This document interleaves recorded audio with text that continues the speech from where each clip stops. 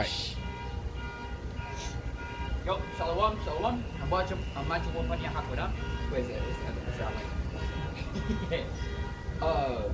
Kahalayimla alhayinawa. Yahweh, Bahashem, Yahusha, Bahashem, Bakadosh. Alright, I want to give the honors to the elders of Millstone, shalom. Alright, to the sincere brothers out there teaching the truth with sincerity. Alright, for the Hebrew Israelites, alright, back out here once again. Alright, to prophesy the downfall of Esau's kingdom, and to bring remembrance to the children of Israel, which consists of so-called blacks, Latinos, Native Americans, to bring them back to our power, which is Yahweh, alright, through our Lord, Yahawashi, to Yahweh Bahashem, Yahawashi. Yahweh means he is, alright, or he is to be, alright, Bahashem means in the name, alright, Yahawashi means he saves or he delivers, alright. So willing that this guest session is edifying unto your brothers out there, and exhorting, alright. So, you know, we're just going to roll in the spirit. Don't got any kind of like premeditated anything really, but yeah, we're just gonna roll in the spirit. We're gonna start off with Obadiah chapter 1 and just roll in the spirit from there. Ultimately, yeah. So basically, there's gonna be a transition of worlds. You know, if the spirit so wills, you know, we're gonna kind of get into that and just, you know, fly off from there. All right. So yeah, can you find over that? Yeah, you I got it. over that? All right. Yeah, I got it. And just start at verse 1. We're just gonna read the chapter. Before we get that, we should do this.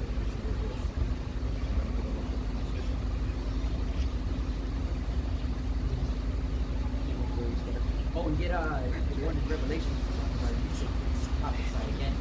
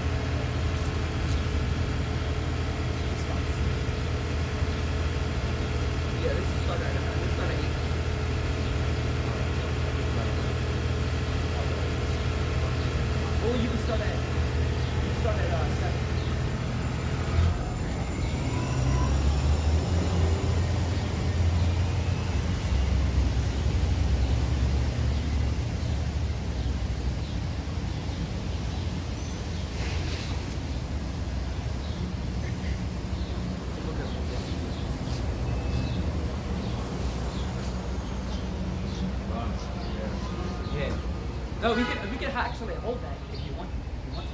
Actually, I can get that.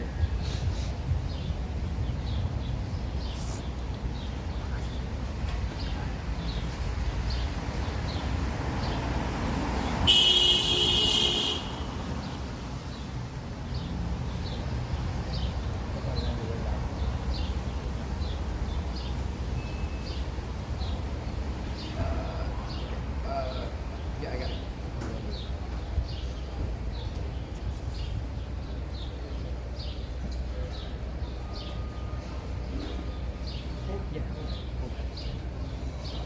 Yeah, hold that as well. And then you should start with Revelations, and then you get the Jeremiah.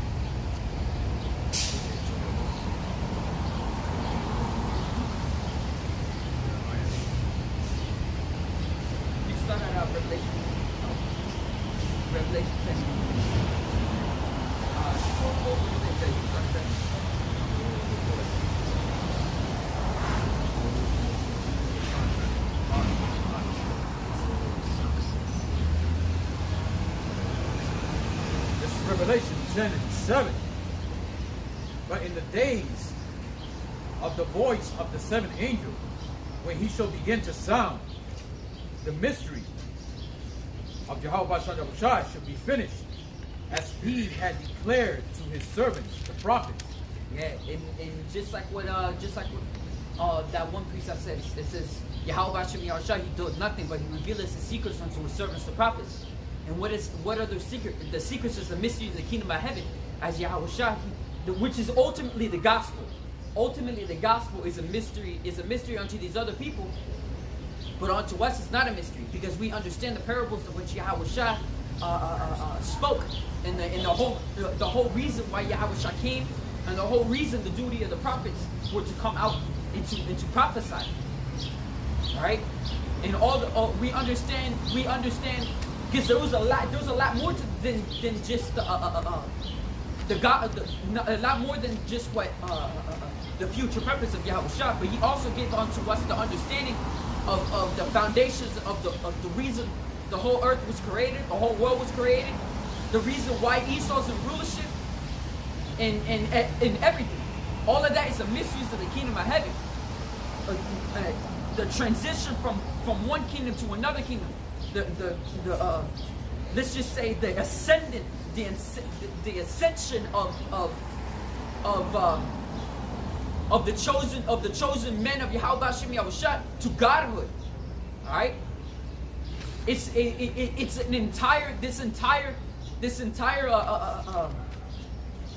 this entire world was created for the specific purpose, for the ascension of the manifestation, as the brothers in the ancient side calls it, the manifestation of the children of the Heavenly Father to rise up into godhood. All right, all of that is being fulfilled by his servants, the prophets, because the servants, the prophets, are declaring this before it happens, because that's what the duty of a prophet is to do. All right, so when we talk about the downfall of Esau's kingdom, and we talk about the downfall of Esau's kingdom, the destruction, the pestilence, and all of that that's coming, all of that's just a transition of things. All right, all of that's a transition of kingdoms. So you can continue going. Scripture is popped in my head, so you know that's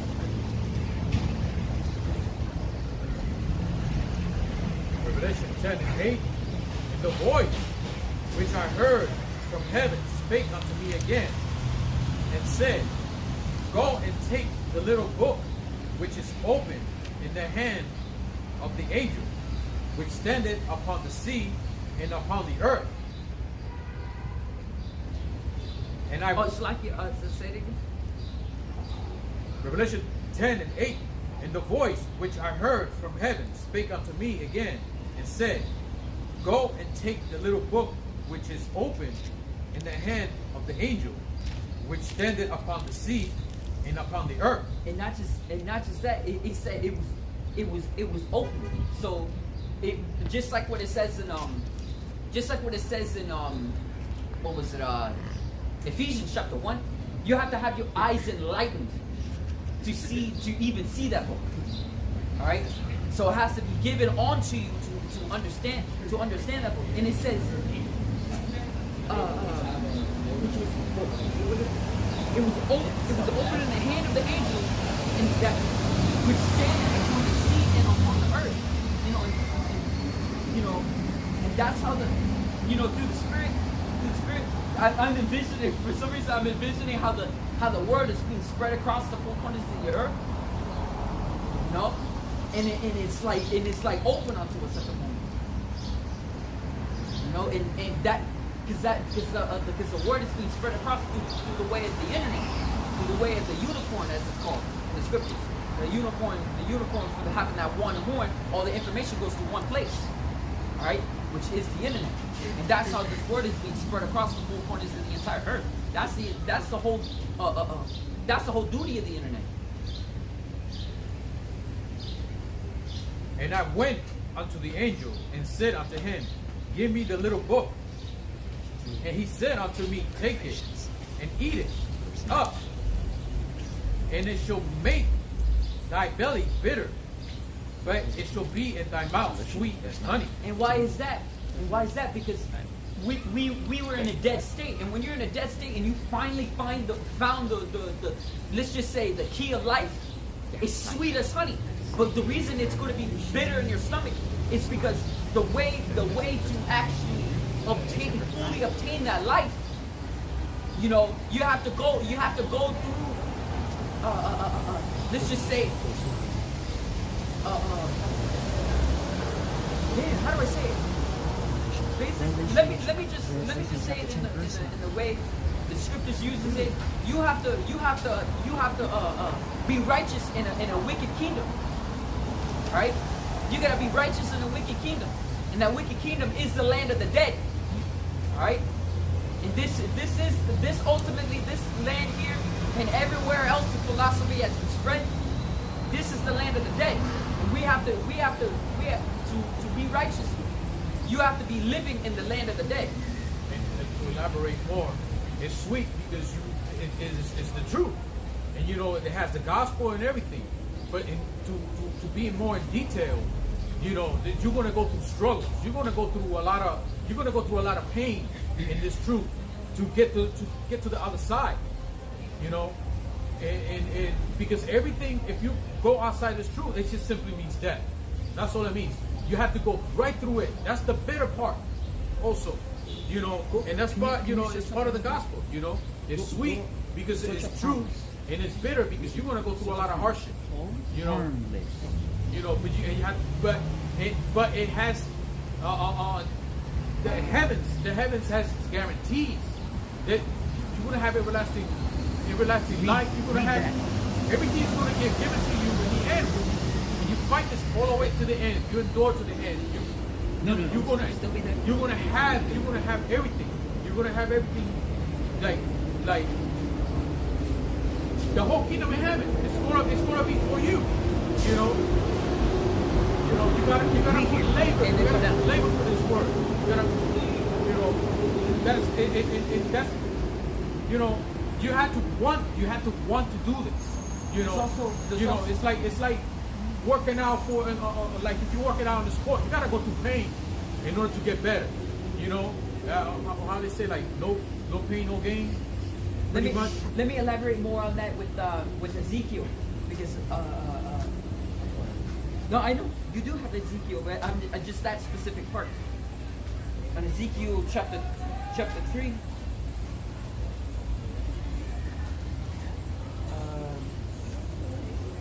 Chapter 3, verse.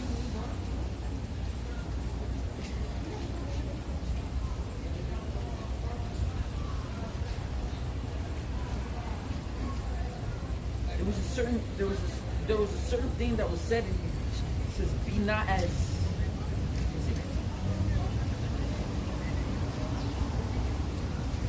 There it is. There's Ezekiel chapter 2. All right, this is basically land backing on your on that precept here. So this is Ezekiel chapter 2, verse 7. It says, "And thou shalt speak my words unto them, whether they will hear or whether they will forbear, for they are the most rebellious. But thou, son of man, hear what I say unto thee. Be not thou rebellious like the rebellious house. Open thy mouth and eat that I give thee." And it says, "And when I looked, behold, a hand was sent unto me, and lo, a roll of a book was therein. And he spread it before me, and it was written within and without. And there was written where therein lamentations, mourning, and woe." And basically the key thing there, it says, be not as that rebellious house. And a lot of people, the reason this truth is ultimately chosen for a certain amount of people, for a few amount of men that were predestinated from the foundation of the earth, is because majority of these people they do not have the endurance as the men of Yahawashi, the 144,000 and the 1/3 has. They do not have, the 2/3 do not have the endurance to endure through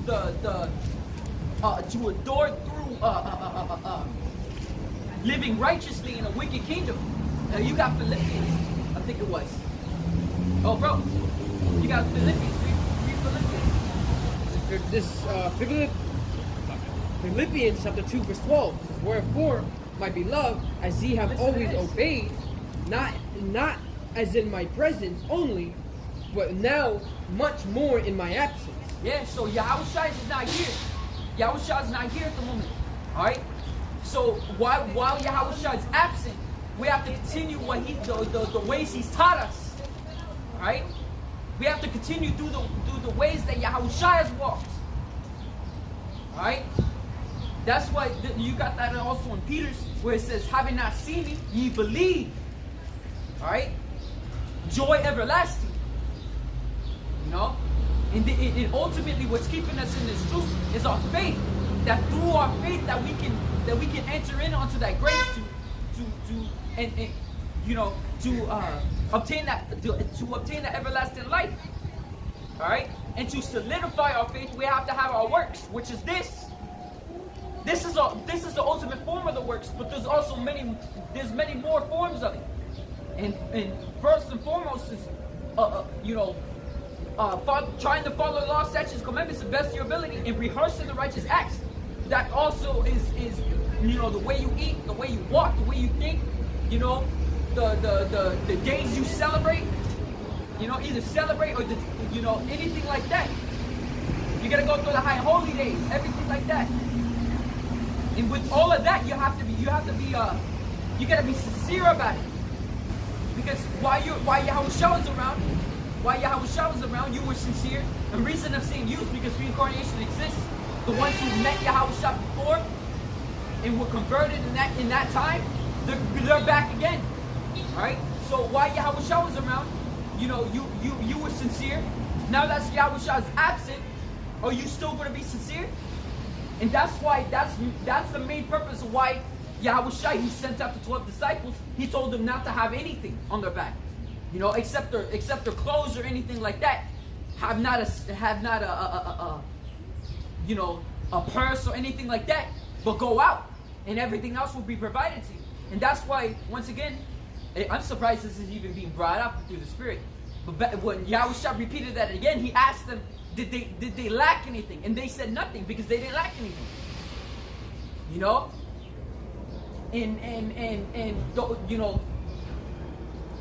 lot of men they're trying to take weapons to camp. Why do you need weapons when you don't lack anything? Just as the men of old, they didn't lack anything. They didn't have to have the use of weapons. Right? Because they had their faith. And through all their faith, just for example, when I think it was Peter, when he got bitten by the snake. I think it was either Peter or Paul. It was Paul. Okay, thought it. When Paul got bitten by a snake, did Paul take out a sword and chop the snake's head off? No, he didn't. He shook off the snake. He shook it off. So things like that, for example. The true men shall worship Yahawashi in spirit and in truth. Alright? So this also goes hand in hand with this. So Yahawashi is absent. Are you going to still be sincere in faith? And you should be. Alright, so continue with Philippians. It says, wherefore, my beloved, as ye have always obeyed, not as in my presence, but now much more in my absence. And much more in his absence. Why? Because through your experiences, the brothers gained faith. Now, when the disciples were being sent out first, when the apostles were being sent out the first time, they didn't have as much faith as they did when Yahawashi asked them again. Did they lack anything? They had more faith when Yahawashi asked the question again. Why? Because through their experiences, they gained much more faith. Why? Because they cleaved onto Yahawashi and Yahawashi. When they're in their weak state and when they're in their strong state, they cleaved upon Yahawashi and Yahawashi. Always giving thanks and experiences when they're in near-death experiences. Like, for example, when Paul was journeying, he came often unto death. Death came often unto him. Why? Because he was in many times was he in near-death scenarios. But in all, not once has he heard a single song. You know, not once has he lost faith. You know, he even said in my, what is it? What's it? How does he say it? Let me say it. I was in Corinthians. Corinthians 11, I think. Let me see. Might be 2 Corinthians.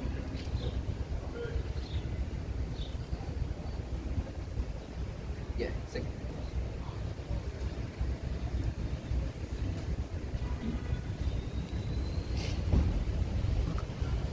Oh, no, not 11. Yeah, you can get that. Just put I found it.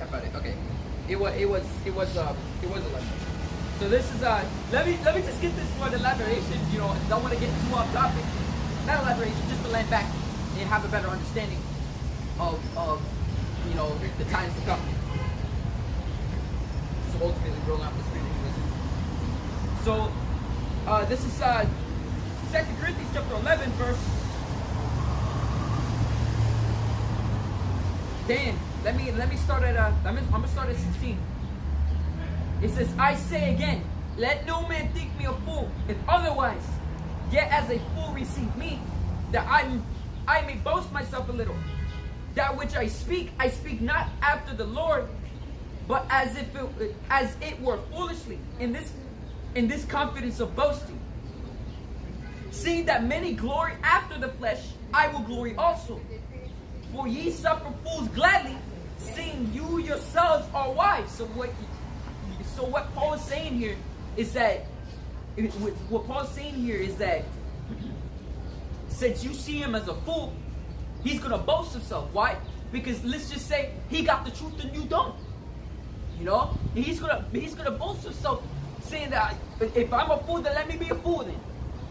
You know, let me be a fool then. You know, because ye see yourself as wise. Why? Because has not Yahawashi made foolish the wisdom of this world? And he made wisdom foolishness in this world. So if people see you as foolish, you see yourself as wise.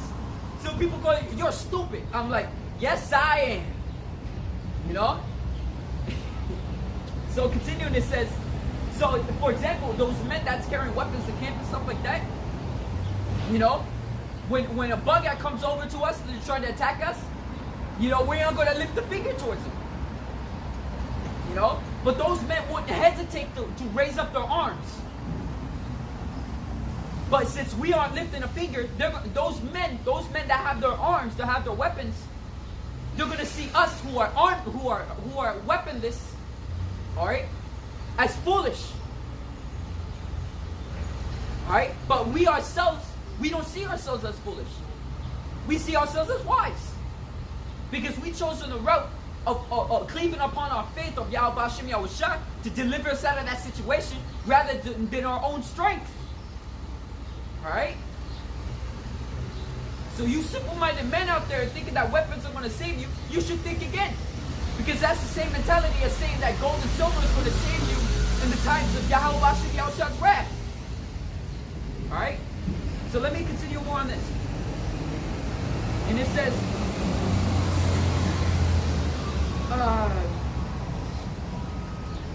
for ye suffer.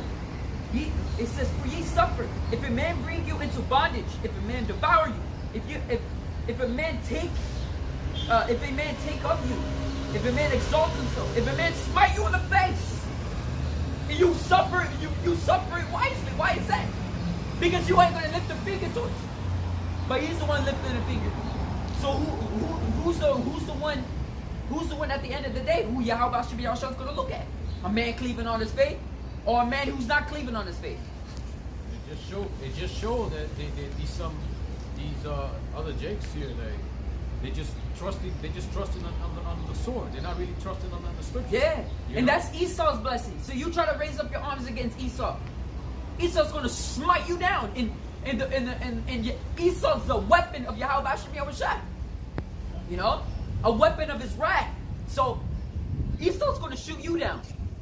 Yeah. You ain't gonna win a gunfight, bro. Alright? You have to trust Yahawashi to fight for you. You're not supposed to trust your own sword, your own weapon. So your own you know? strength. And You know? Yahawashi talks about that. He doesn't look at the outward appearance of a man. You know? Just as Yahawashi doesn't. He doesn't boast in the strength of men. Alright? You know, this is all spiritual. Let me Yeah, please. This is Psalms 144:1. Blessed be, this is a song of David. Blessed be Yahweh, my strength, which teaches my hand to war and my fingers to fight. My goodness and my fortress, my high tower, my deliverer, my shield, he in whom I trust, who subdued my people under me. Yeah, and we can get to Yahweh like you know how it was before. You know, we had well actually even before we had to go through priests, high priests and stuff like that. But we could get to Yahweh through Yahawashi now. So to even obtain all of that, you have to have Yahweh Shem Yahawashi. And since Yahawashi is not with you, you know, you want to take arms to yourself and boast in your own strength when the true strength is Yahweh. You know? Yahweh, what is man that thou takest knowledge of him? Or the Son of Man that thou makest account of him? Yeah. So let me continue more on this. It says, I speak as concerning reproach, as though we had been weak. Howbeit, when insoever any is bold, I speak foolishly. I am bold also. Are they Hebrews? So am I. Are they Israelites? So am I. Are they the seed of Abraham? So am I. Are they ministers of Mashiach? I speak as a fool. I am more. In labors more abundant. In stripes more above measure. In prisons more frequent. And death oft. Of the Jews 5 times receive I 40 stripes save 1. So he received much more. You know, he still boasts himself that he's a minister of Yahweh Shem Yahawashi, of a Mashiach, of a Mashiach or Yahweh. You know. So continuing, it says, "Thrice was I beaten with rods.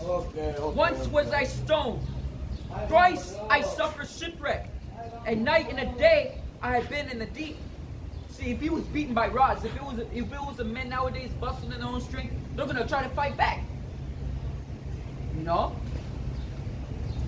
And being stoned as well. They wouldn't have freely been you know, been taken up. They're gonna try to fight back. You know, but Yahawashi instructed us to be harmless as doves and wise as serpents. How does that work? Well, if you're gonna be harmless and you're gonna be harmless, but you're gonna be wise. Let me actually put it the other way around. If you're gonna be wise as serpents, all right, you're gonna make sure that every path that you take is the least dangerous one, so that you can stay and remain harmless. You know. So continuing, it says, in journeyings often, in perils of water, in perils of robbers, in perils by my own countrymen, in perils by the heathen, in perils in the city, in perils in the wilderness, in perils in the sea, in perils among false brethren, in weariness, in painfulness, in watching often, in hunger and thirst, in fastings often, in cold and nakedness. Beside those things that are without, that which cometh upon me daily, the care of all the churches. Who is weak? Am I not weak? Who is offended? Am I and I burn not? Which that basically means that with all of that, Paul's faith didn't waver. You know? With all of that, Paul didn't waver in his faith. With all of that, every day, every single day, his thought that was on his head was, let's just say, how is he going to edify the churches? How is he going to exhort the churches? You know? How is he going to, you know, all of that was, all his mind was on is upon the truth. Upon Yahawashi Yahawashi. What can I do to please Yahawashi Yahawashi next? Alright? So basically I just wanted to get that out. For the fact that there's many men that they can't endure the chastisements. And that's why only a select few men, women, and children were chosen from the foundation of the earth to receive this truth, to receive the mystery. Well, the first and foremost started with the 144,000, which are the first fruits, which are going to be the first ones to hear this word and to go out and teach the word, and through their words, the 1/3 are going to come in. All right. So continue with that. Through the teachings of the 144,000, through their teaching, which came from Yahawashi, that's the mystery of the kingdom of heaven. All right, and to basically, they had to eat this raw. They had to eat this raw and be not as rebellious as the rebellious house, which is the 2/3. All right, and they had to endure through all those perils and everything like that. Bible should continue with Philippians before I elaborate anymore.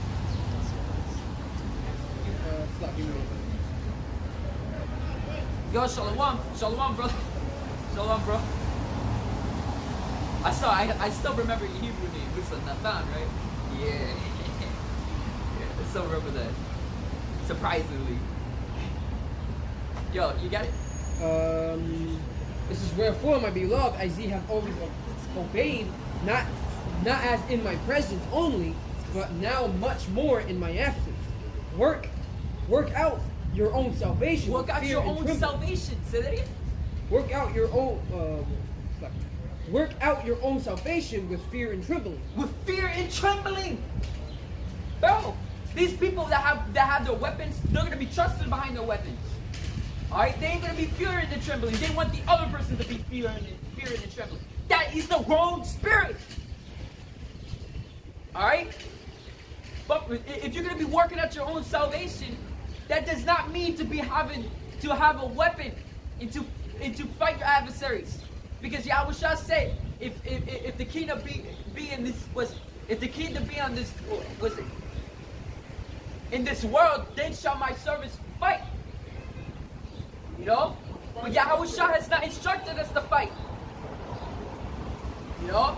And when Yahawashi said, sell your garment and buy a sword, you know? Did he tell you to go off and to go attack somebody with that very same sword? No, he did not. Alright?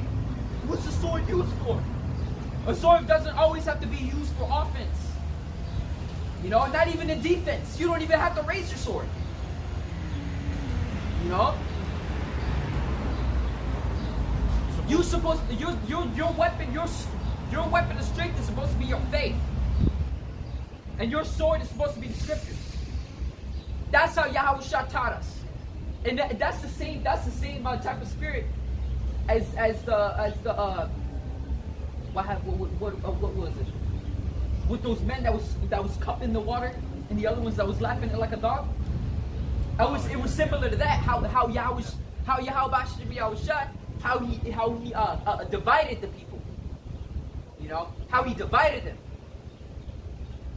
You know, because one is going to cup the water with their hand, all right, and keep their eyes up, being aware, and the other one's going to be lapping it up like a dog. All they're going to see in their peripheral vision is that water. I'm trying to remember. It was a movie like that, and it just showed the person like go like this. There's water right there. Go like. Oh, I think I know what you're talking about. It was a movie like that. There was a movie like that. I think it was a. I'm not entirely sure, but it might have been a Western movie, right? And he didn't trust. It was a Gadite. He didn't trust the Edomite or something like that. I'm not entirely sure, but I remember seeing something like that. Right? And it was a warrior. He was like, he did not trust the dude. He was thirsty, so he was cupping up the water usurping him by looking at the dude. The dude was like, if I remember correctly, he was like, I can tell you don't trust me. It's not like I'm gonna stab you in the back or anything. It's like even in sports they use it like that. Keep an eye on the ball, regardless. Keep an eye on the goal. Yeah. You know, and you know what? What is true is like that. You can't take your eye. You cannot take your eye off that ball, at truth.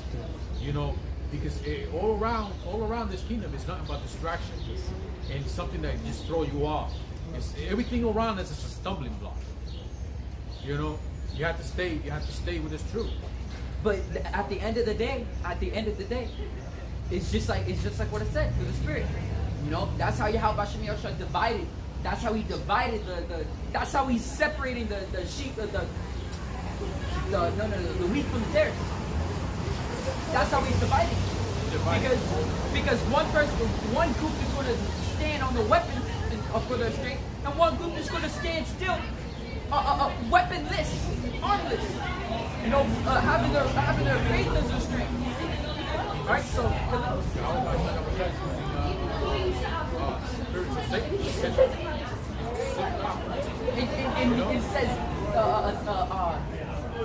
that same sick goeth about seeking whom he may devour, and that is giving you a reason for him to devour you. And at the end of the day, the physical counterpart of Satan, of Shaitan, is Esau. So Esau's going to run you up for just having weapons. Who cares if it's carry state? Who the fuck cares? Esau's the one who makes the rules. He makes it on the go. Alright? He doesn't have any kind of rules written on something that will stay. Alright? So, yeah, the Esau's corrupt as heck. This is Philippians chapter 2 verse 13. For it is Yahweh which worketh in you both to will and to do of his good pleasure. And it says both to will and to do his good pleasure. Now the will is once again, I have to bring it out again. You know, the true men, the true worshipers, Yahawashi shall worship in true spirit and in truth. And that also with the ways they walk, you know, the ways they defend themselves. Yahweh always been telling the righteous men to lean upon him. To lean upon him. Now if the spirit of Yahweh is working within you, that's the route you're gonna choose, is to lean upon him. To continue. I got a precept. But let me finish it. It says, do all things without murmurings and disputings. And that still goes with you men. Alright? You went against your teachers because you had murmurings and disputings. It says that ye may be. That's a good point. So if Yahawashi told, because if those men with those murmurings and disputings were around when Yahawashi was around, and Yahawashi told them not to take any stays, which stays, if you search up the word stays, it doesn't have to mean specifically stacks. Just put stave weapons. Stave is a category of what's it? Weapons with let's just say a long handle. All right. Just put up a stave weapon, a weapon stave. You get a category of weapons, from pole arms to spears. All right. So yeah, because a staff doesn't always have to be a stick when you're walking. A staff can be a weapon. You know, whether it has a blade on it or whether it doesn't. But once again, a stave.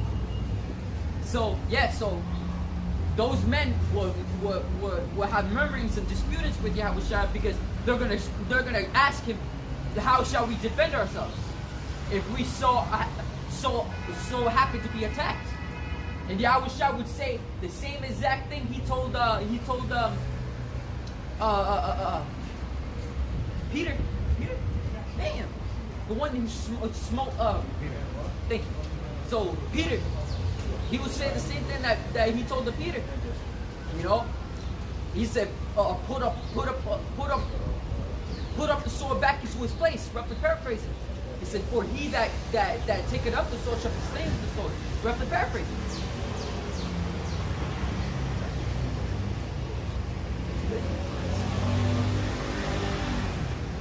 You get a category of weapons. I know that Elder Manata Zakba, he didn't put he just put stave, and it kept giving him staff. But you have to put stave weapon, because it's like saying man, how do I say it? They have there's so many categories of staff weapons. Yeah, You know, it's there's some mage it's a Albert. long range weapon. So yeah, It's Italian. It's that word. So that's like an Albert. and all in all, a weapon is a weapon. You know, whether it's a stave or whether it's a sword. Says that ye may be blameless and harmless. Say that again. That ye may be blameless and harmless. Blameless or harmless. You won't be blameless or harmless if Esau so happens to accuse you, saying that you're a militant group, and then they take a picture. They take a picture of, or you got. You don't even have to take a picture. They take a clip off your video, right? And you're all stacked with weapons and everything like that, and you will be blamed. Why? Because you don't look blameless, because you got weapons and everything, and you don't look harmless, because you're standing all prideful and boasting out your chest with your weapon on it, and a pistol everywhere, all over the damn place. It's just like Elder Manata Zakba. This dude got more weapons than he does have hands. Now how is he gonna use all those weapons for? He's gonna go around with weapons and go on like Rambo. But all in all, you know, you are not gonna look blameless, and you're not gonna look harmless. And we men of this truth, who are truly blameless and harmless, are going to be wrapped up with you mindless fools out there, man. And in your eyes, you're wise. But the eyes of Yahawashi, you're fools. Every single one of you. You're fools. And we're telling you to stop this. Alright? And you're not going to stop it at the end of the day, because it's prophecy. You guys are false teachers. Teaching your congregation that you should bring weapons. Fools, man. Alright? So, yeah, continue with that. It says that ye may be blameless and harmless, the sons of Yahweh, without rebuke, in the midst of a crook. Without rebuke, because you'll be rebuked if you have a weapon out. You'll be rebuked by the head apostles and teachers. You'll be rebuked ultimately by Yahawashi Yahawashi. And why do I say that? It's because the orders that come from Yahawashi Yahawashi. I mean, the orders that come from the elders and apostles, they come from Yahawashi Yahawashi. Ultimately, the Spirit. Because the Spirit of Yahweh working with them. It says, without rebuke, in the midst of a crooked and perverse nation, among whom ye shine as lights in the world. Yeah, and this is that crooked and perverse nation. This land here. Alright? And since we're supposed to look harmless and blameless unto the people, alright? That's how you're shining to and fro. That's how you're shining. Because you're not just as when the fathership comes, it says he neither lifted up a finger nor held sword. Alright, but when that time came, at that very moment, he blasted them. Alright? So this is not our time to fight. This is not our time to fight back. Alright? This is our time to prove ourselves to Yahawashi Yahawashi why he's in his absent state at this moment. To prove ourselves that what Yahawashi has taught us came with fruit. It's just the same as teachers. Did you know teachers get graded? Teachers in their schools get graded at how their students get graded in their tests, because if the students are getting a bad results on your test, it's because you're teaching terribly. That's why. And that's why, because the teacher will start getting yelled at by their superiors because they're failing to teach their students correctly. And when that SAT comes out, or that was the SAT back in where we used to live, the big state test comes out for your students, you gotta make sure that every student is focused, and you gotta make sure that every student is going to establish their answers in the way you taught them. And that's why Yahawashi asked the apostles, did they lack anything? And they said nothing. Why? Because Yahawashi, he's a good, excuse my language here, he's a good fucking teacher. And since he's absent right now, if it was a classroom, you're gonna have the students all in the front, sitting all silent, waiting for the teachers to come in. You know? If they're either gonna stand in silent or they're gonna be reading, studying while the teacher's out. And when the teacher comes in with a pop quiz, you already got the answers. Because the teacher you were studying. You know? Before the teacher came in. And the thing about it, he's physically absent. But in the spirit, he's checking up on us. Yeah, that's exactly. It's like giving him like giving us a phone call to see how things are going and how, you know, through the ice, through the angels, the chariots, they all over us. They keep an eye on us. You know, that's how the eyes of the Lord are brighter than 10,000 suns, man, beholding all the ways of men. And his eyes are set upon the Israelites. Ultimately, it says that our ways are upon him continually. Roughly paraphrasing in Ecclesiastes chapter 17. You know? But at the end of the day, Yahawashi is not here. And while Yahawashi is not here, let's prove to him that the things that he taught us has fruit. It had fruit. Which it does. The scripture has a lot of fruits. And you know, in the end, see, Yahawashi, it's that word ultimately coming from the Father is not even void, because either you get this truth or you don't. You know, so there's no excuses. You got this truth, you need to follow it. You fall on this side or that side, you go astray. What's your excuse? That's not an excuse. Oh, I can't do this because I gotta do this, I gotta do that. You know. What's up? I got a preset. What? I got a preset. Oh, really? Yeah, I'm trying to read the top one. This is 2 Timothy. I'm gonna start at 3. The 2 Timothy chapter 4 verse 3. It says, "For the time will come when they will not endure sound doctrine, but after their own lust shall they heap to themselves teachers having itching ears." This is that sound doctrine. This is that sound doctrine. And these men, they cannot see the wisdom and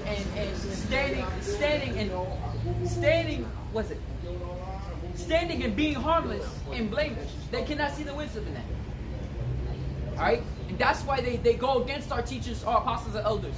And they're trying to say, I'm the teachers now. Why? Because you're too old. I'm taking over. You know? Like the leader of Sakari talks like. You know? Unbelievable, man. Unbelievable. And they shall turn away their ears from the truth and shall be turned unto fables. But watch thou in things endure afflictions, do the work of an evangelist, make full proof of thy ministry. And we're making full proof of our ministry. We rebuke, exhorting, and rebuking, exhorting it with all long suffering and doctrine. Roughly paraphrasing. And it's been like definitions for sound. And these financially secure or safe, that's another example. Exercising or showing good judgment. So, in good condition, free from defect or damage or decay. in excellent physical condition, Well grounded. Well grounded. well grounded, logically valid. You know that's scripture already. Well grounded. Why? Because this truth makes us all like we have solid foundations. We're not carried around with every wind of doctrine. Right. It's a well-grounded doctrine. Right. Because our doctrine is set upon the scriptures itself, not upon the wisdom of men, not upon the minds of men, not anything like that. The scriptures, we have a doctrine set upon the scriptures itself. Not what's your perspective on it. It doesn't matter what our perspective is on it. You know? There's more. There's It is upon the scriptures itself. another one means free from moral defect. Moral defect. That right there. That's a good too. You know? There is no contradiction. There is no errors. There is no nothing. Because it's only one truth. It says in 2nd Ezra chapter 15, have my words, speak the words, speak the words of prophecy which was it? I'm like butchering it over here. I got it. It's like literally 2 pages down. Speak the word of prophecy which I shall put in thy mouth. There it is. Alright, it says 2nd Ezra chapter 15 verse 1, it says, behold, that speak down the ears of my people the words of prophecy which I will put in thy mouth, saith Yahweh, and cause it to be written in paper, for they are faithful and true. And that right there, they are faithful and true. And to even believe that is faithful and true is that you have to be faithful. You know? And shit. That's how you know it's a solid foundation. Because if you're faithful and you hope that is a solid foundation, then it is. It says, let every man be persuaded in his own mind. So, finish that up. What do you read? It says, for I am now ready to be offered, and the time of my departure is at hand. Oh, I think that was it. Because it goes into Every time before you read, because it's been like a long pause, like elaborate or when we went through what's the word? When we try to apply, when we went through all the application, and then you had to read again. You had to say the chapter in the verse. You know. I do. So before you see that video, That is like the first time I've ever done it. I haven't done it. I've been doing that for a long time now. You gotta do it's it. fine. Just take it. Just take it silence right now.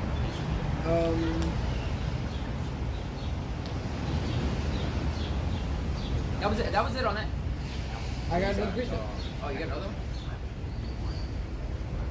This is Hebrews chapter 6 verse 4. It says, for it is impossible for those who were once enlightened and have tasted the heavenly gift and were made partakers of the Holy Ghost and have tasted the good word of Yahweh and the powers of the world to come, if they shall fall away, to renew them again unto repentance, seeing they crucified to themselves the Son of Yahweh afresh and put him into open shame. Yeah, that's why Apostle Gabar says, if I remember, if it was Apostle Gabar, they didn't have faith in the first place. You know, to establish all of that, to taste all of it, all of the things of this truth, you know, and to still fall away, to taste all the things of the truth and to witness the things of the truth, and to still fall away, you never have faith in the first place. Because faith is what solidifies you into the truth. It says, let every man be persuaded in his own mind. And to have that, you have to have faith. The substance of things hoped for, the evidence of things not seen. Oh, snap. Oh, yeah, that's It's fine right now. It's fine. It's just gonna do it again. Why is it red?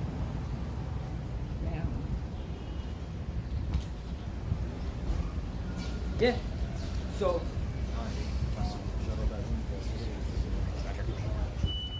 Yeah, you read it. It's all. It's from shadow of thy wings, on both rods. It's Psalms 44 and 5. All right. Through these will we push down our enemies. Through thy name will we thread them under the rise up against us.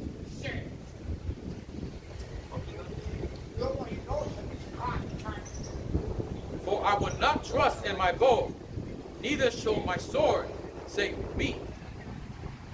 I would not trust in my book. Yeah, I like that already.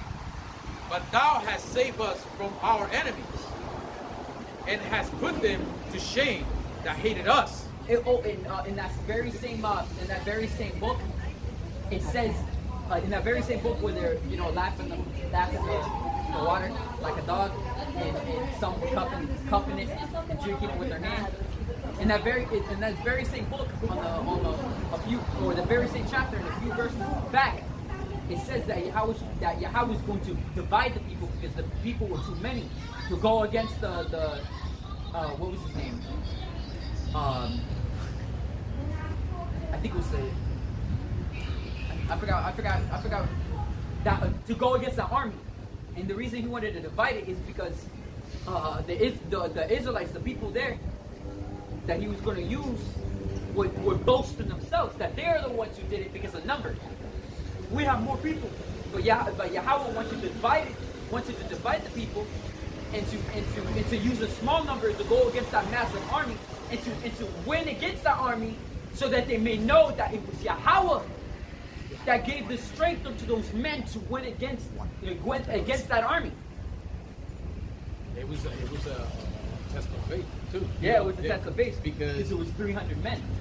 Right. So because the larger the number, you're gonna have men that's gonna say, "Oh, look, we did this ourselves," and Yeah. and that's just too carnal. Yeah. So now it was about the spirit now. Like, how much spirit you got? How much you believe? You notice how we came from that point from our history? That we were fighting our enemies with number. And then it started dwindling down over the years. Remember King David, he sent like 3 men to fight, was it 3,000? I'm not entirely sure, I forgot the number of Canaanites, mercenaries that came from the if I remember it was mercenaries, I'm not entirely sure, but it came from Ammon. Because during that time there was tension between Ammon and King David, because the Ammonite, since the father of the Ammonite died, King David sent an envoy to the king to basically pay respects. But the Ammonites saw it as King David was trying to take over that land, which was incorrect, and he decided that new king that inherited his father's throne decided to take the envoy and shave him clean and send him back to King David, which is a great insult to shave off, because that's like shaving off his manhood, his heritage. That's like a form of humiliation. Yeah, and sent him back to King David. King David met him on the way, and told him to go to Jericho, and wait until everything was back, and then come back to him, But that's when that new king of Ammon, if I remember correctly, sent an army to Israel. King David sent like 3 men, and those 3 men, they absolutely obliterated that army. In those Hamites, I remember correctly, those Hamites, they were like they said, like, you sent us a slaughter type of thing.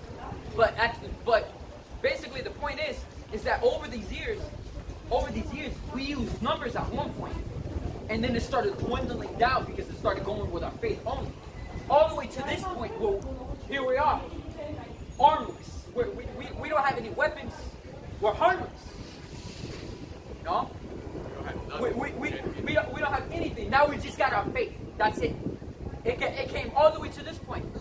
So ultimately, Yahawashi, he's working with men that are established their faith, that are using their faith as a weapon. And at the same token, Yahawashi just wants us to just lean upon him, just to trust him. He will fight for us. He will fight for us. Yes. why he's letting Esau build up to the point. That's what he wants. So then he can show his power. The same thing he did during the time of Egypt. It's the same as now. He's going to let Esau try to rise against us as well, so he can deliver us. So it's going to be, and this deliverance is going to be like great. It's going to give like nothing in his. It's going to give you massive goosebumps, like so much goosebumps to the point your head feels light. Holy! It's going to dwarf the deliverance from Egypt, because it's going to be something that's never been seen since the beginning of the earth. Yeah, since the foundation of the world. So, That was it. yo, that's a good precept. Yeah, I just read that. Is this what I mean? Oh, no, that's not it. All right. Yeah. All right. It's a general that wings, 12 tribes. First Maccabees 3:19. For the victory of battle standeth not in the multitude of the host of an host, but strength cometh from heaven. That's a good precept. Good That's a really good precept. Yo. So basically, that's what it is. You have to lean on Yahawashi. He will fight for us. And it's just like that. These guns ain't gonna do it. Like, what the hell? That's Esau's blessing. You know, let him keep his blessing. His little squirt gun. Pop gun. Pop gun, you know? Pop gun's better. You know, his little firecracker. You know, Just noise. It's all noise. noise. It's all noise. What do they call those little things that? No, it jumps around and changes color. I think it's called. Oh, I don't know. Esau is his whole what is it? One of those whatever colorful weapon or whatever that Esau had. You know, that's right. Yeah, let's continue with the revelation. So basically, you know, we really much laying back on that one precept, but ultimately is the spirit. The Yahawashi should be all shut. But basically, back to the point, to the main topic, is that Yahawashi this is how he's dividing the men. All right, this is how he's dividing who Yahawashi taught and who he didn't teach. You know, because the ones who he didn't teach, or the ones who haven't been paying attention to class, are the ones who's taking weapons to camp. You know, are the ones who at the end of the day, you know, are not leaning upon their faith, upon Yahawashi Yahawashi. Right? So in the shit is a fan.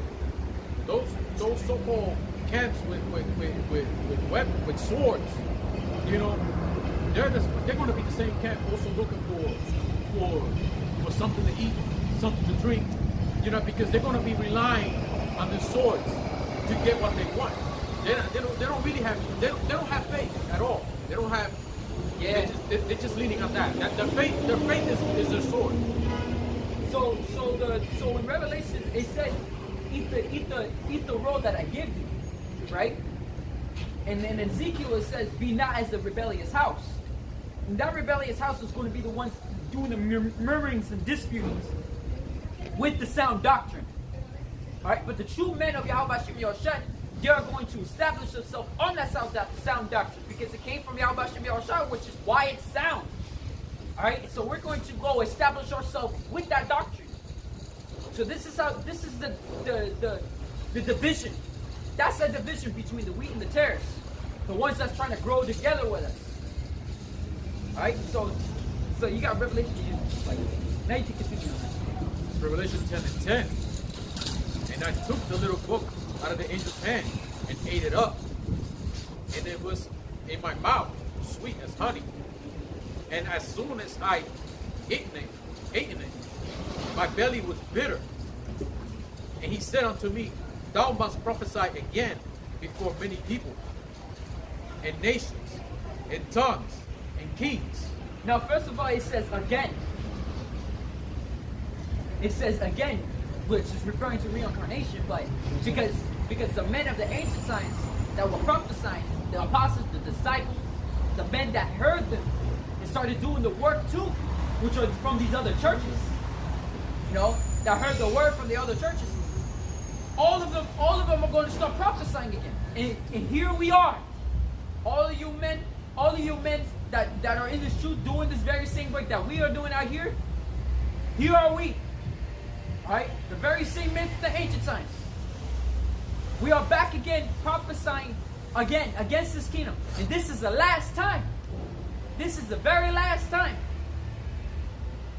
All right, and so those ones who are rebelling against the sound doctrine, those dudes are also back again. The false prophets, the false teachers, you know, they're back again as well. And so they're going to be doing the same exact thing they're doing from back then. That's why Yahawashi says, let the wicked be wicked still, because at the end of the day, they're wicked men. They were set there by Esau. All right, they're set up there by Esau because they took the bag. All right. This is first. Even the dumb ones. Though even if they didn't take the bag, you know, they're just dumb. You know, they don't have that sound doctrine. What is it? They're like dumb dogs. Yeah. This 1 Corinthians 14:32, and the spirits of the prophets are subject to the prophets. Yahawashi is not the author of confusion, but of peace, as in all churches of the saints. Yeah. No, it's damn. So let's get back on oh, you got Jeremiah. Okay. I got a precept. Oh, your precept, David. This is Hebrews chapter 6, verse 1. Therefore, leaving the how do I write this? Principles? Hebrews. Hebrew. Let me see. Slide. Mary? I was just going to read up top. It's really write this. You go up.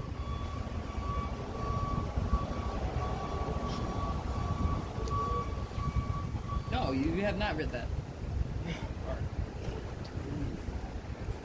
It says, therefore, leaving the principle of doctrine of a Mashiach, let us go unto perfection, not lying again the foundations of repentance for the dead works, and of the faith towards Yahweh.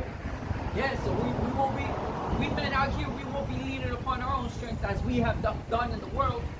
You know, we're not going to be leaning on the things that we used to know back in the world, but we're going through the principles of Yahawashi's doctrine. All right, we're going through this book, which is written for our learning. All right, we are literally changed men in this truth. All right, a lot of people, you know, they don't understand this. They don't understand this truth. This truth literally changes you. Changes the way you look, changes the way you walk, changes the way you talk, changes the way you think. You know, it literally changes you. And this is the washing of the word. This is baptism. This is what baptism is. Alright? You've been washed with the word of Yahawashi. That's the true washing. You know, that's what John symbolized. When he was baptizing with water, but he said one was going to come that is greater than me. You know, he's going to be baptizing with the word. Right? And this is how we're baptized. So we're completely changed men in this truth. We don't lean upon our own strength. We lean upon our faith in how Yahawashi will shut to deliver us out of situations. You know, it's spiritual. When Yahawashi also, you know, had the water on him, you know, ultimately, you know, the credit goes to the Father. You know, because ultimately, that's His word. Ultimately, for him, Yahawashi, and then, you know, the prophets. I mean, he said it himself. He said, I come not to, but to do the will of my Father which sent me. And all the things, even in John 17, it says, what thou hast said unto me, was it? No.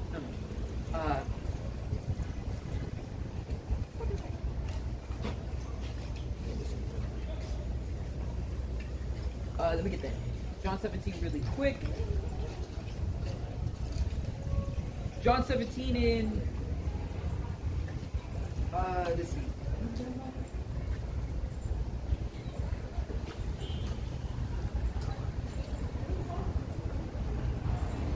There it is. John 17 and 8, it says, for I have given unto them the words which thou givest me, and they have received them, and have known surely that I came from thee, and they have believed that thou didst send me. I pray for them, I pray not for the world, but for them which thou hast given me, for they are thine. And all mine are thine, and thine are mine, and I am glorified in them. So basically, yeah, so just like what you say, the gospel ultimately came from Yahweh. Yahawashi, he took that word and he went out according to what Yahweh said. No? But at the end of the day, this gospel is from Yahawashi. Because Yahawashi's heralding that good news. And Yahawashi, he's going to be the main character of that good news. And through him is even how it is good news. The water Yahweh Bashim Yahawashi for that.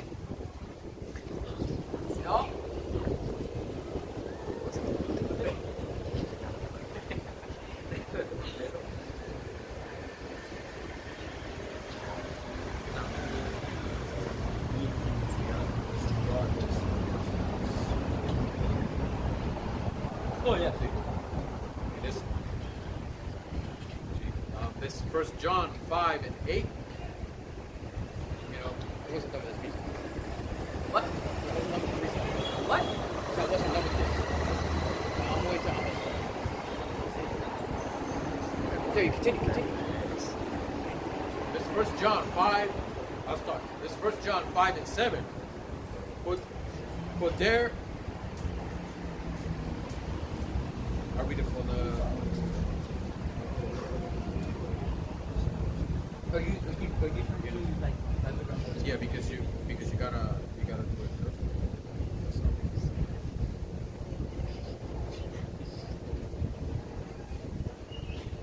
Are we from the NLT? That's 1 John 5 and 7.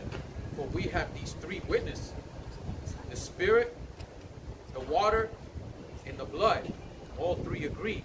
The Spirit is life, water is life, and blood is life. Pretty much it. But that's like because that the word itself, that's the baptism, because with the word you baptize it because the word is life. Slow down a little bit.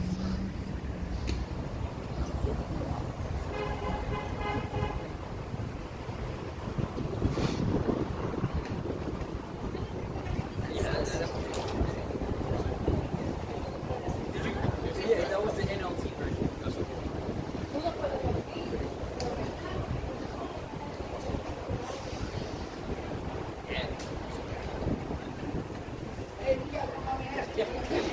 So this is Hebrews chapter 6, verse 1, since I'm about to finish. It says, therefore, leaving the principle of the doctrine of the Mashiach, let us go unto perfection, not laying again the foundations of repentance from the dead works, and our faith toward Yahweh, of the doctrine of baptism, and of laying on of hands, and of resurrection of the dead, and of eternal judgment. And this what I do, if Yahweh permit. For it is impossible for those who were once enlightened and have tasted the heavenly gift and were made partakers of the Holy Ghost or Holy Spirit. It says, have tasted the good word of Yahweh and the power of the world to come. If they shall fall away, to renew them again unto repentance, seeing they crucified to themselves the Son of Yahweh afresh and put him to an open shame. Yeah. You know, and you know, that shit. You know, because if you're being changed, if you came into the truth and you went back into the world, you're going. It's just as the scriptures say. It's like a dog returning to his vomit. You know, and all the things that you learned from Yahawashi, and from the or from the apostles and elders, you know, and the teachers of old, and you went back to do exactly what you used to do. You know, that's putting Yahawashi in open shame, because he died for you. He died for the purpose for you not to go back to do that again, but to be converted, which means to return back to. Alright? And you're being returned back into being an Israelite. Alright? Basically, you become an embarrassment. That's to this word. That's all it is. Yeah. You become an embarrassment to Yahawashi. Going back to whatever you were doing, you know, you want to do your little parties. You're going back to your pork. You're going back to smoking. You know, all that junk. You just become an embarrassment now. You know, because you learned this truth. You know what it's all about. You know it's going to get you saved. But now, for some reason, now you just grow tiresome. For some reason, now you want to go back to having fun. Yeah. You know, you become a worthless. You know what? To put it more plainly, a worthless piece of shit again. A dumb dog. I had to say it. A dumb ass, as the scripture say. Oh man. This is for the earth drinketh in the rain that cometh off upon it, and bringeth forth herbs meat. That bringeth forth herbs meat for them by whom it is dressed, receiveth blessings from Yahweh. But thou which that beareth thorns and bears is rejected. Briars. And briars is rejected, and is nigh unto cursing, whose end is it to be burned. Yeah, and that's the same thing in this truth. You know, when you're doing good works, your good works are going to bring forth good fruit. But if your works are evil, just as Yahawashi says, if your was it the light of the body is the eye? If I remember correctly. What is it? Let me see if I can get that. That's in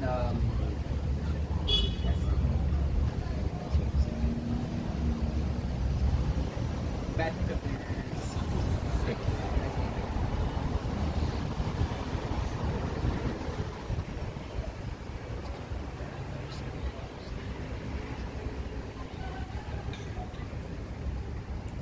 Yeah. This is Matthew chapter 6, verse 22. It says, the light of the body is the eye.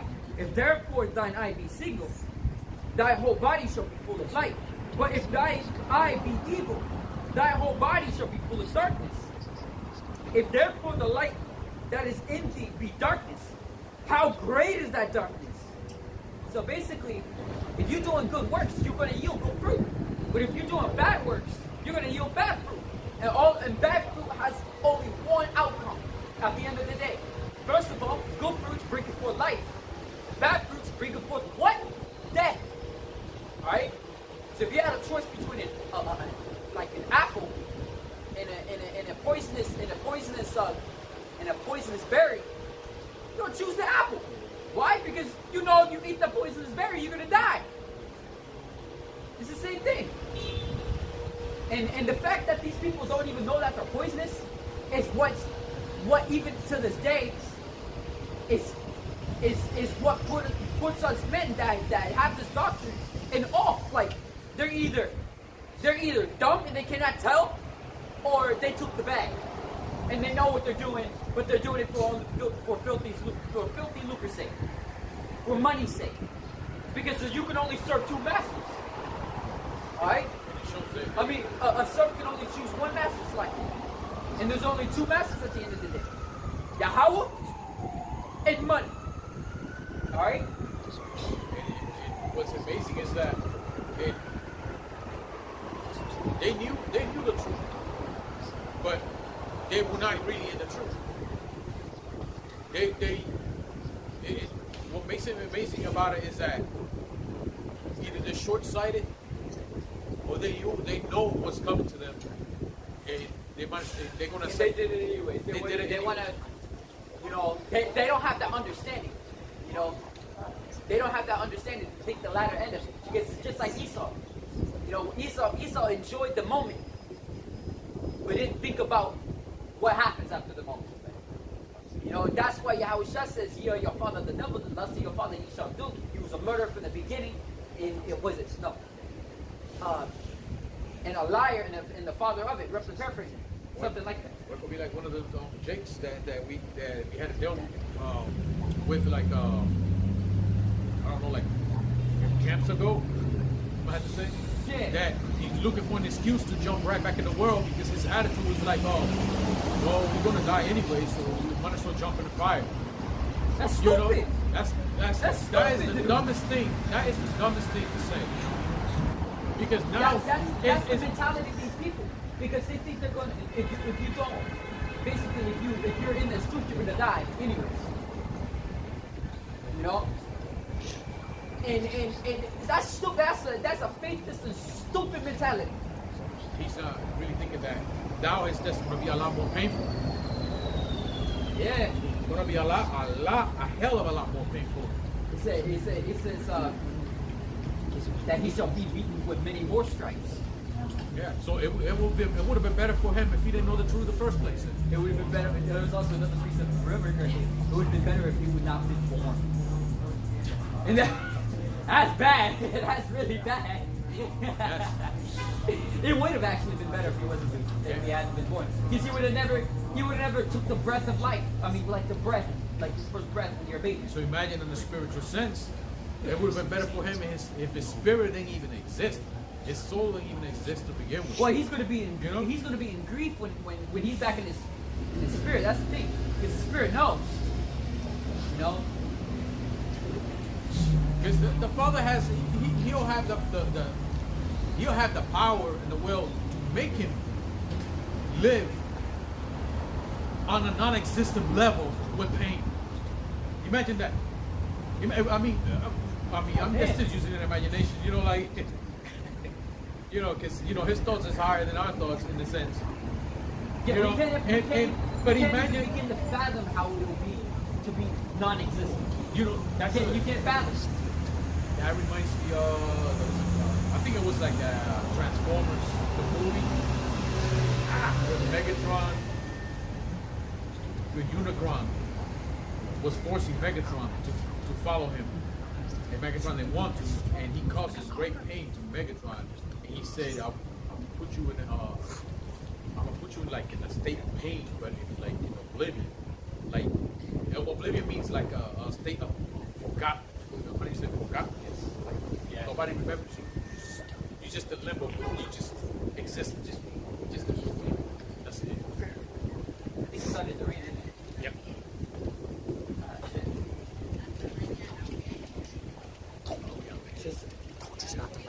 Huh? What? No, skip back. It's Hebrews chapter 6. Verse. That's 100%. I asked you if you should take our brother. So, I didn't say yes or no. how hard is it rated? Yeah, but I wasn't asking you. I was asking Daddy. Did you get an answer? No, because you were talking to him. It's Hebrews chapter 6, verse 8. It says, but with which bringeth thorns and briars is rejected and is nigh unto cursing, whose end is it to be burned. It says, but beloved, we are pursuer better things of you and of things that accompany salvation through we thus speak. This is where Yahweh is not. Say that again. It says, but beloved, we are pursuers better things of you. Persuaded. Man, You completely butchered that word. yeah, I can believe what you did. It says, we are persuaded better things. Like, Yeah, so even all the men of you, listen, all the men of the truth, you absolutely, the ones that have this doctrine, you absolutely cannot tell me you haven't had that thought. When you learn especially when you first come into this truth, when you learn that you're an Israelite and you know that somebody else learned that they're an Israelite,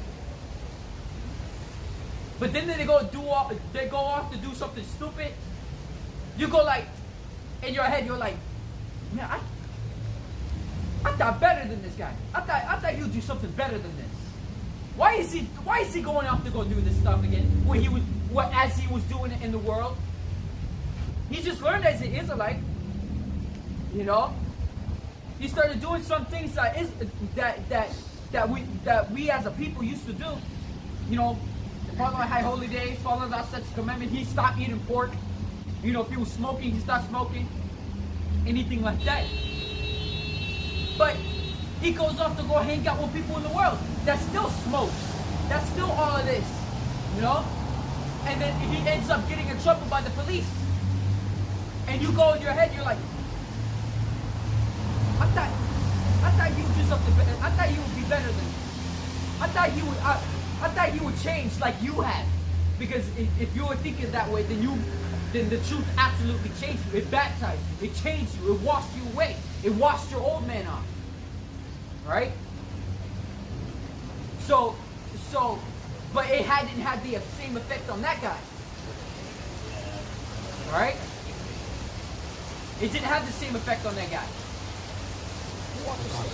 But it had an effect on you.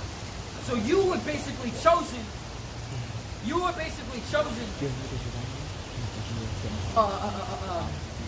do I say this? You were basically chosen by Yahawashi, but he wasn't. It's like that precept where it says that two workers at the mill, but only one was taken and the other left. It's like that. Because one was more diligent and sincere about it than the other. Like, to wake up. I mean, it's very shameful to, like, I'm not going to say work up to the truth. Happen to come across the truth just to get chosen to get destroyed. Yeah. Okay. That's what I said. So it would have been better if you wasn't born. Because, you know, Yahawashi, I'm trying to have it like, you just coming in the truth. Doesn't mean you're in the truth. But you coming in this truth, but to be used as a tool to wake up somebody else. You know, that's like this is our topic. But you know, I'm actually in awe how before when this used to rain under here, water still poured on the awning. It was pouring down like crazy. Other than this side. This looks like a New new. way a little bit. So that happens. Yeah, it might be a new scaffold. Huh? It might be a new scaffold because it looks cleaner than the one before. It also has lights on it. Yeah, it also has lights on it. Okay. This is but beloved, we are persuaded better things of you and things that accompany it. That accompany salvation, so who thus we speak. Say that again. But beloved, we are persuaded better things of you and things that accompany salvation. Who we thus speak. And what are those things that accompany salvation? Your works. Your works, your thoughts, anything like that. You know, you're being circumspect. You want to do things that please Yahawashi on track. And with all of that, it accompanies salvation. Yeah. Things that accompany salvation. No. We don't see that type of thing in these men that don't have the truth, that don't have the doctrine.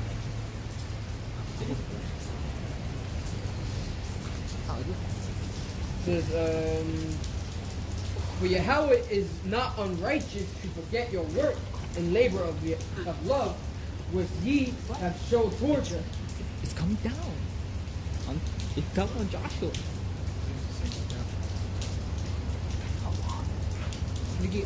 Sticking to the crack. Oh shit. That. Got a ring coming above it. It's like repeat what precept you're reading. It says, for Yahweh is not unrighteous to forget your work and labor of love, which ye have showed towards his name, and Yeah, that so ye if you're doing this work, right, and you're put in a dangerous situation, look at the men of old. Look at the men of old. You know? They were put in dangerous situations. They were delivered from it. So why would you take up the sword and try to deliver yourself out of the situation? That could mean a peril to your life. That could mean, you know? I don't understand. Like, it puts me in awe. And I'm pretty sure I'm not the only one. I'm pretty sure your brothers feel the same way. What the hell's running through these dudes' heads? These dudes that are on these other doctrines. What is running through their heads? You know? And just like what the elders and apostles say, you either are really stupid and you do not know, or you took the bag. Because there's two outcomes. Because at the end of the day, you can only serve two masters. You can only serve one master, Slacky, and there's only two masters. You know? You love one or you hate the other. Yeah. You either love one or you hate the other. You know, and if you're stupid, and you're willing to learn, then shut up. Stop having with your disputes. Stop with your murmuring and listen. But if you love money, Yahawashi is going to review you in due time.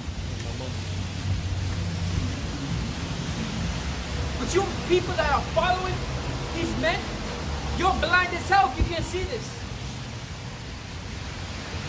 You know, if you don't read the scriptures yourself,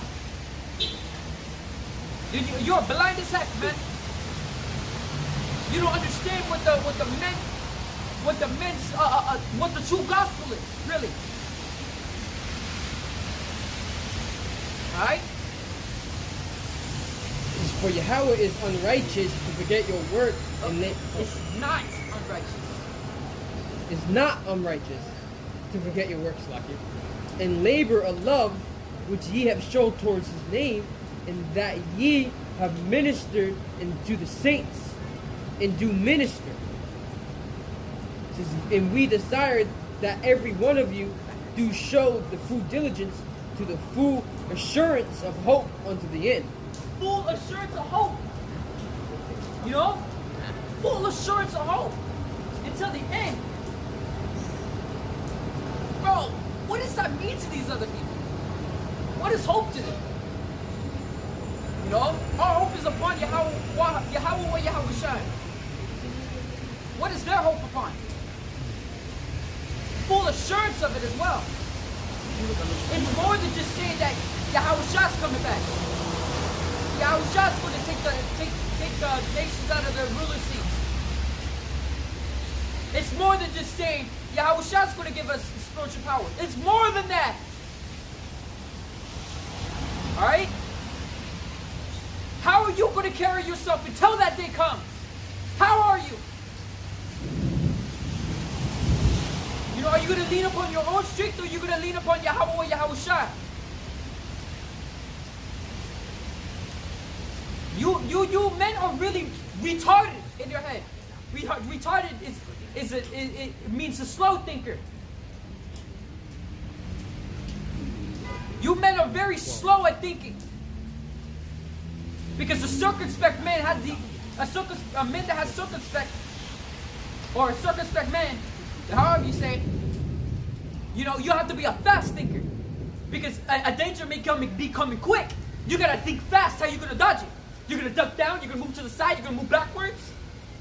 You know? What are you gonna do? You know? You're gonna be a fast thinker. We men of the truth, we're gonna cleave unto Yahawashi Yahawashi. And we're gonna move aside out of the dangerous way. You can see. Or he never even put us in that situation, really. Because in the scriptures, you know, we can see the danger. We can Like- see it before it even happened. Right. That's why You see, that's, like more than a million miles away. Yeah, and that's why we wouldn't even try to put ourselves in that situation.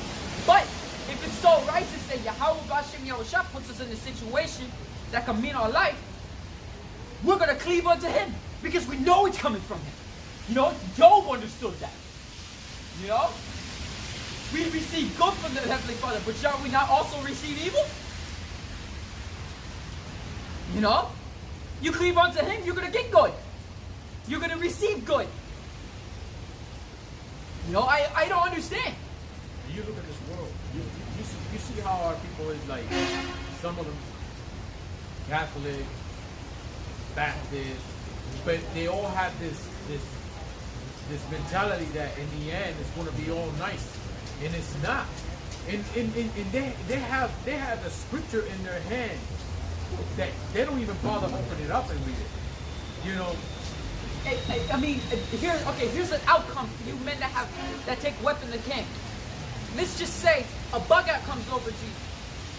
A bug out. Like I'm saying, this dude got like a legion of demons on him. Let's just say legion comes up here.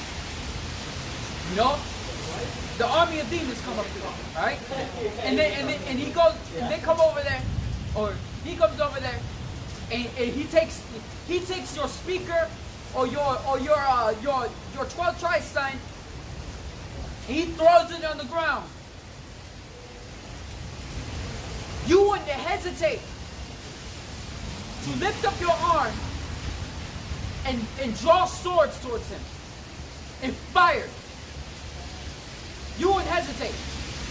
But here's the thing. Here's the consequences for you doing that. Alright, somebody's going to call the police. Somehow, it ends up on video because Yahawashi Yahawashi, it puts you in awe how these things end up on video. How at that specific moment, at that very point, did somebody just decide to take out their phone before that even happens and record it. And it just happens. You know, and it happens. Somebody caught you on video shooting a homeless man.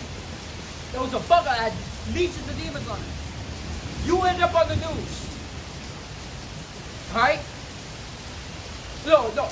Before that even happens, before you end up on the news, the police officers come up. Because somebody called the police, somebody was recording, somebody else was calling the police. Police roll out. These guys with guns are shooting people. You got not just the police, but you got the SWAT. You got the helicopters rolling in. You got military vehicles rolling in. Now they're saying, put your weapons down. It's a free state. It's a free state. Put your weapons down. And you got one dude who got his weapon on his chest. He's gonna try to put it down, and they shoot at him. And the other dudes are like, no! And they take out the weapon, start shooting at the police. Now it's a firefight. Now the firefight ends up on the news. And since it ended up on the news, these black Hebrew Israelite militants are now raising up arms against the very government themselves. Now the persecution starts. Even the ones that didn't even have weapons, that was a bad idea. If he still don't care what group is what, and what he's going to see, they all the same. No, move this. And he's going to look. No, that's good. It's just Oh, like, now it just got it. you know? But even the ones that didn't even do anything are being grabbed up. Why? Because of your stupid decision. That's why. And you're not circumspect to see something of 4 times. Alright? And so I get the spirit's fired up on me. But you men are stupid, man. Put away your weapon. Yahawashi told us not to do this. He told Peter the same. Shouldn't you follow suit? Like, that's the dumbest thing, you know. Oh, and here's another thing. When Yahawashi was talking about the swords to sell your garment and buy one, you first of all, you wouldn't have any need because before that was even said, the brothers didn't even need anything. They said it themselves. Are you lacking anything? Right? And when he said, when you don't have a sword, sell your garment of Bible, but since you don't need it, you don't need it, right? But then the disciples say, or the apostles say, Lord, here are 2 swords, and he said it is enough. But listen to this. Listen to this. What is it? There was 12 disciples, or just 12 apostles, and there's 2 swords. And Yahawashi said it is enough. It is enough. It is enough. Basically, what is it? Swords are not needed. Ultimately, it's basically what I'm trying to say. There's 12 apostles, and there's only 2 swords. He said it's enough. I don't know, it's just that in the spirit, it's just like, particularly. But my gosh, it's raining like crazy. Yeah, man, we're gonna have to end this. But, you know, damn, man. But you know what the scripture say? The instant in season attitude. Here we are out here in the storm, man. Yo, show the camera around. It's kind of blurry. Oh, wipe the camera again. I already didn't.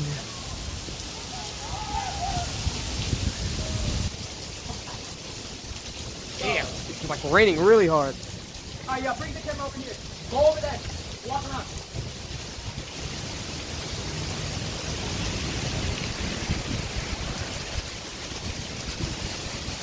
Yeah, we're gonna have to close up back here. It's pouring like crazy now. Shit. You know, but you know what the scriptures say? Be instant in season and out of season. Reprove, rebuke, exhort with all long suffering and doctrine. You know, it's pouring like crazy. Call on him like Yahawashi. No men are gonna be doing this. No other men is gonna be doing this. But us men of this truth. You know? Yeah. So the one that was, let's close up. Amachi wapad yahakodam. Yo, take off your hats. Face east. Alright. Kahalayimla, Alahaya Nawa, Yahweh, Bahashim, Yahusha, Bahashim, Bakakudash. Alright. Lowland, that this camp session was edifying onto your brothers out there. You know, and you feel mad at sisters. You know, I'm gonna leave it off the Shemai prayer. So, Shemai, Yasharallah, Yahweh, Alahaya Nawa, Yahweh Akkad, Abba, Shalom, Akiyah.